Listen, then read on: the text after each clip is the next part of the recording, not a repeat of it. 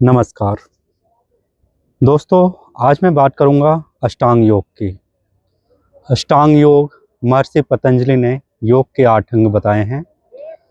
सबसे पहला जो आता है यम, फिर आता है नियम, उसके बाद आसन, प्राणायाम, प्रत्याहार, धारणा, ध्यान और समाधि। ये योग के 8 अंग बताए गए।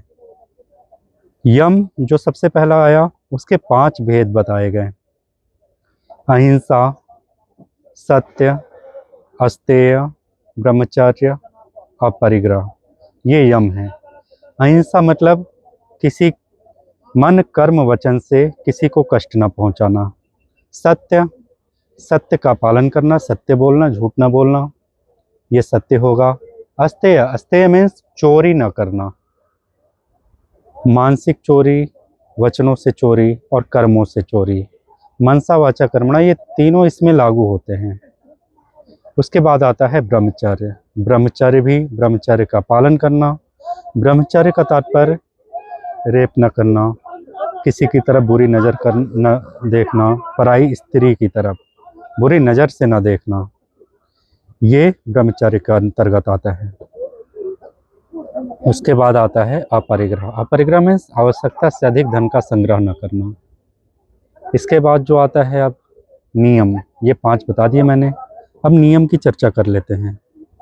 शौच, संतोष, शौच अर्थात शुद्धि, शारीरिक और मानसिक शुद्धि बताई गई यहाँ पर। संतोष, कठिन परिश्रम के बाद प्राप्त हुए धन में संतुष्ट रहना, संतोष। तप, तप अर्थात कठिन परिश्रम करना। स्वाध्याय, स्वयं का अध्ययन करना। और ईश्वर प्राणिधान, ईश्वरीय सत्ता पर विश्वास रखना। ये हो गए यम और नियम, 5 भेद। इसके बाद आता है आसन। आसन 2 प्रकार के होते हैं। आसन एक स्थान हो गया बैठने का, और एक शारीरिक स्थिति आसन की।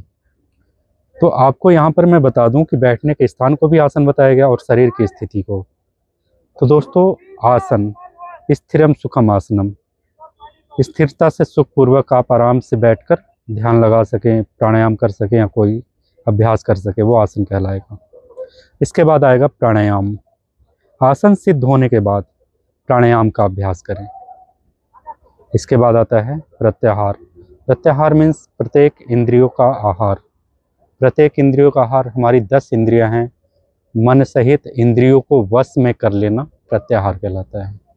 इसके बाद आएगा धारणा। धारणा, देश बंध चित्तस्य धारणा।